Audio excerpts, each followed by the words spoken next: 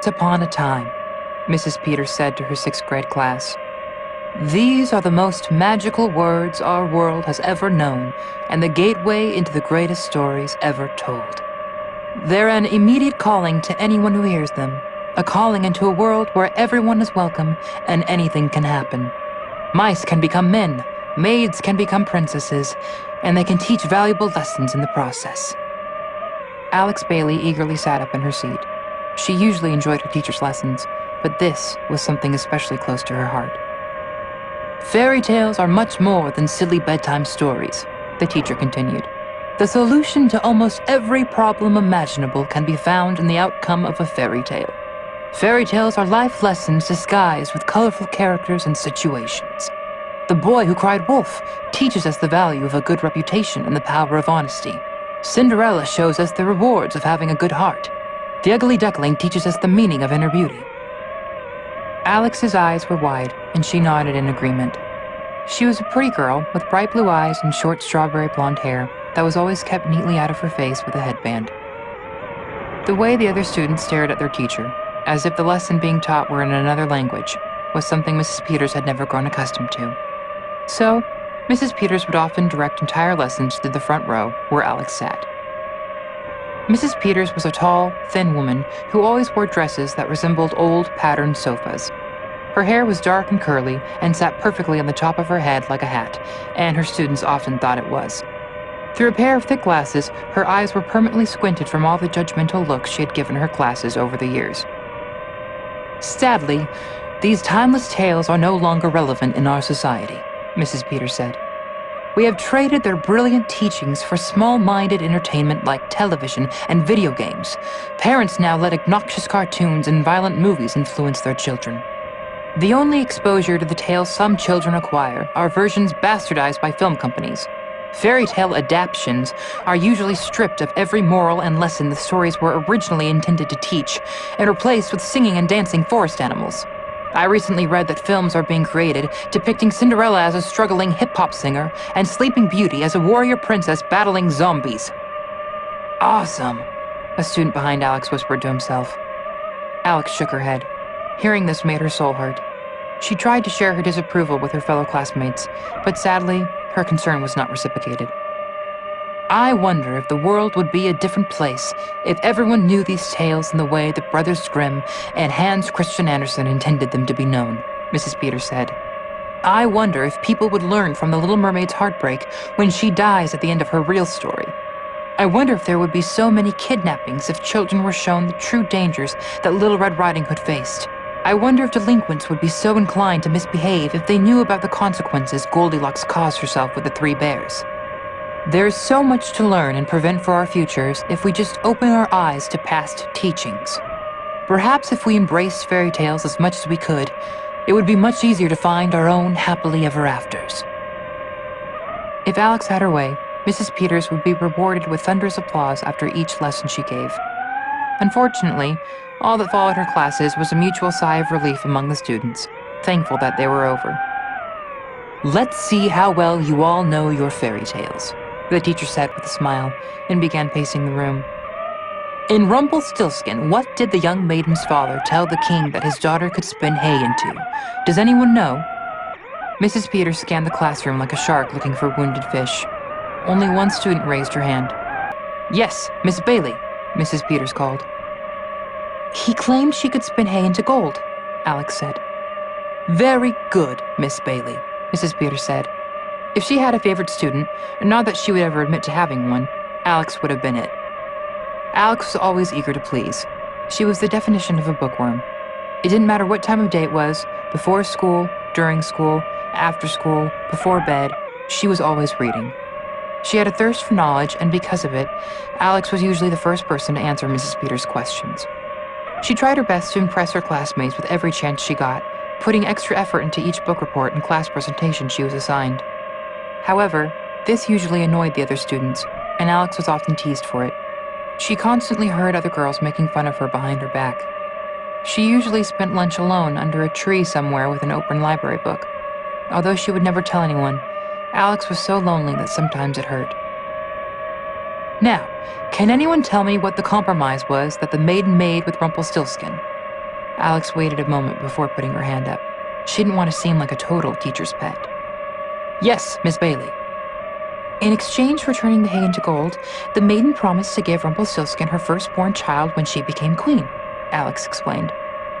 That's a pretty steep deal, said a boy behind Alex. What's a creepy old short man want with a baby anyway? A girl next to him asked. Obviously he couldn't adopt with a name like Rumpelstiltskin, another student added. Did he eat the baby? Someone else asked nervously. Alex turned around to face her clueless peers. You're all missing the point of the story, Alex said. Rumpelstiltskin took advantage of the maiden because she was in need. The story is about the price of a bad negotiation.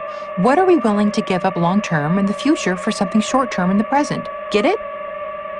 If Mrs. Peters could change her facial expression, she would have looked very proud.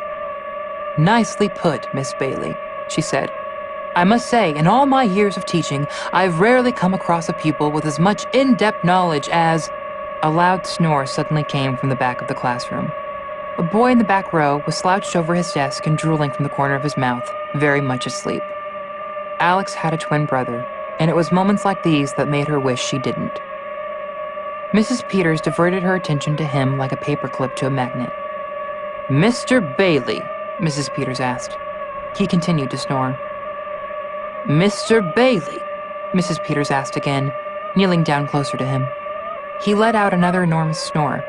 A few of the students wondered how it was possible for such a loud noise to come out of him. Mr. Bailey, Mrs. Peters shouted in his ear.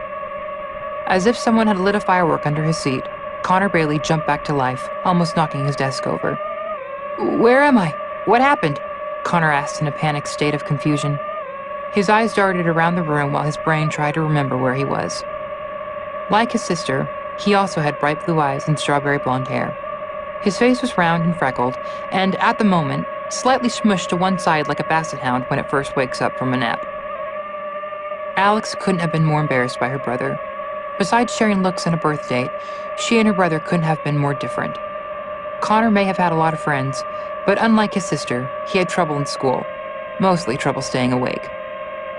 I'm so glad you could rejoin us, Mr. Bailey, Mrs. Peters said sternly. Did you have a nice nap? Connor turned bright red. I'm so sorry, Mrs. Peters, he apologized, trying to be as genuine as possible. Sometimes when you talk for long periods of time, I doze off. No offense, I can't help it. You fall asleep in my class at least twice a week, Mrs. Peters reminded him. Well, you do talk a lot. Before he could stop himself from saying it, Connor knew it was the wrong thing to say. A few of the students had to bite their hands to stop from laughing.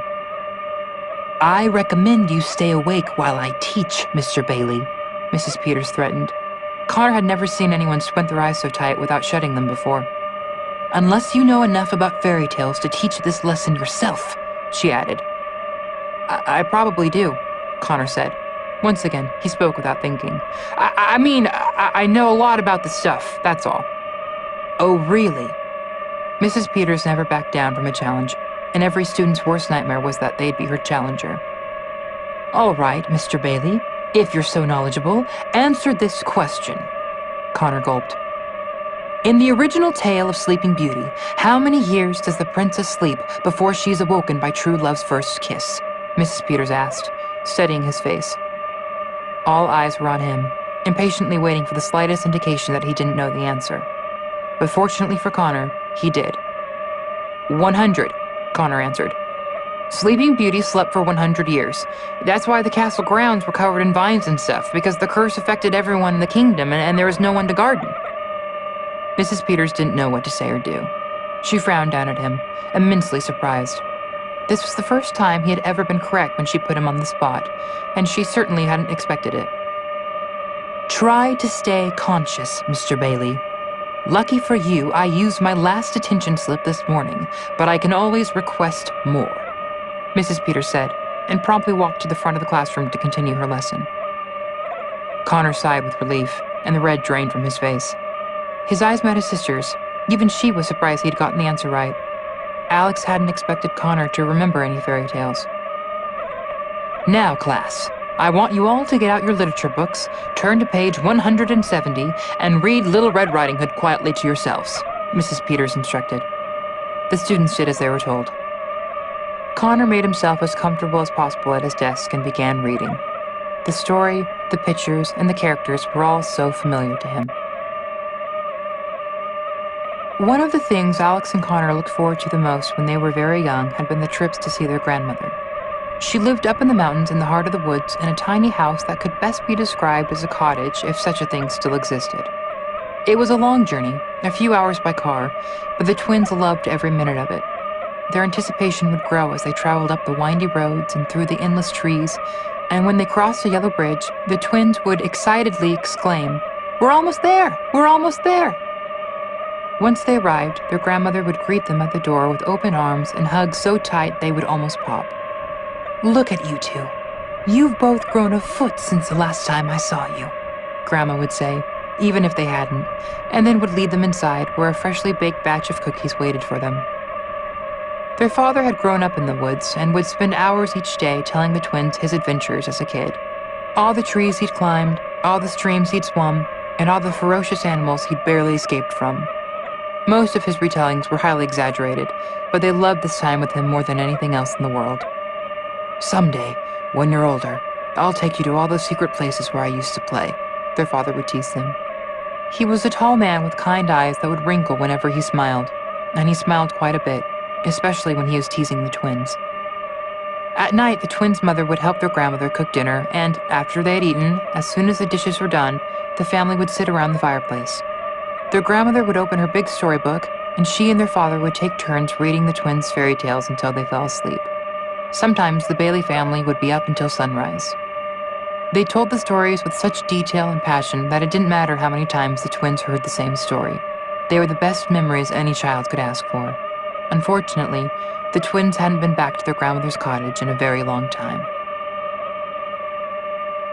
"Mr. Bailey!" Mrs. Peters shouted. Connor had dozed off again. "Sorry, Mrs. Peters," he bellowed back, sitting straight up in his seat like a soldier on guard. If looks could kill, Connor would have been dead from the scowl she was sending him. "What did we think of the real Little Red Riding Hood?" the teacher asked her class. A girl with frizzy hair and thick braces raised her hand. "Mrs. Peters?"